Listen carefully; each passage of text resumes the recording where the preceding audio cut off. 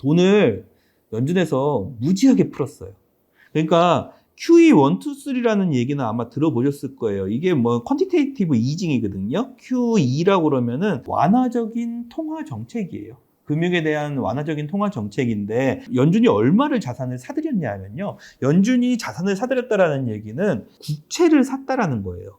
연준에서는 국채를 사고요. 그러면 국채를 샀으니까 시장에는 뭐가 풀리겠어요? 돈이 풀려요. 그래서 시장의 유동성, 돈을 많이 공급하는 게 QE라는 정책이고요. 금융위기 때 5년 3개월 동안에 3.6조 달러를 사들였어요.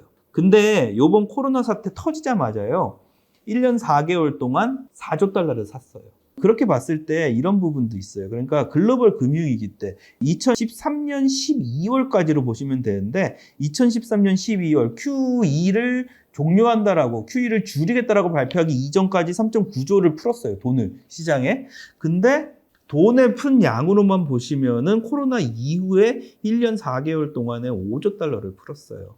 이렇게까지 풀어놨으면요. 사실 부작용이 돈이 너무 적어도 문제가 되지만요. 시장에 돈이 너무 많아도 문제가 돼요.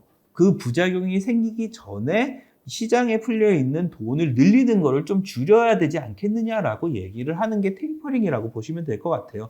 가장 대표적인 부작용이라고 하면은 경제는 성장 안 하는데 물가만 미친 듯이 올라가는 경우가 생길 수 있죠. 그게 대표적으로 얘기하는 경기에 제일 안 좋은 스태그플레이션이라는 현상이거든요. 경제 성장률은 안 올라가는데 물가 상승률은 위쪽으로 치고 올라가는 거. 그러면은 무슨 현상이 발생하느냐?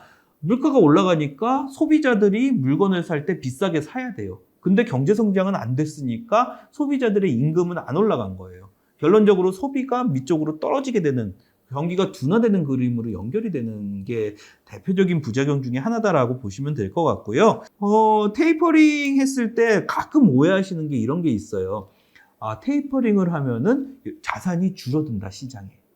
그거하고는 좀 다른 얘기예요. 왜냐하면은 제가 말씀드렸을 때 2013년 1월에 테이퍼링을 시작했고요. 2015년 1월에 테이퍼링을 끝냈어요. 자산 보시면은 그냥 이거는 시각적으로 딱 보이는 거니까 자산이 늘어났죠. 돈을 푸는 양을 줄이는 거지요. 돈을 줄이는 게 아니에요. 그래서 돈은 계속 늘어나요. 테이퍼링 기간 중에는. 돈이 안 늘어나기 시작하는 거는 QE가 종료됐다라고 선언을 해야 되는 거고요. 이 정도 보시면 될 것 같고, 당연히 문제가 어떻게 생기는지 모르겠기 때문에 안전자산을 조금 더 들어가요, 사람들이. 그리고 테이퍼링을 하는 정도가 되면은 이제 초과 유동성, 그러니까 유동성이 올라간 거에 대해서는 걷어들이는 거잖아요.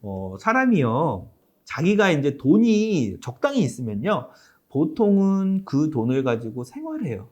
저축을 하든지. 근데 돈이 갑자기 많아졌어요. 내가 돈이 갑자기 많아졌다라 그러면 그 돈을 가지고 비트코인도 사고 주식도 해보고 도박도 해보고 다 해요. 강원랜드도 놀러 가보고. 아무리 합리적인 사람이라고 그래도 요 정도의 추가적인 돈은 내가 잃더라도 괜찮다 라는 그 정도의 추가적인 자금들이 있거든요. 그거를 자기가 안 하던 것들에 투자를 하기 시작해요. 그런 것들이 사실 유동성 확대되는 장에서의 이제 유동성 장세를 만들어내는데, 그 돈을 줄인다라는 얘기가 나오는 순간부터는 사실은 좀 더 안전한 것들에 투자를 하기 시작하거든요. 저축을 하든지 아니면 채권을 사든지 안전자산 쪽으로 투자를 하니까 결국에는 안전자산 선호 현상이 조금 강하게 나올 가능성이 높다라는 부분으로 시장에서는 인식이 된다라고 봐주시면 될 것 같고요.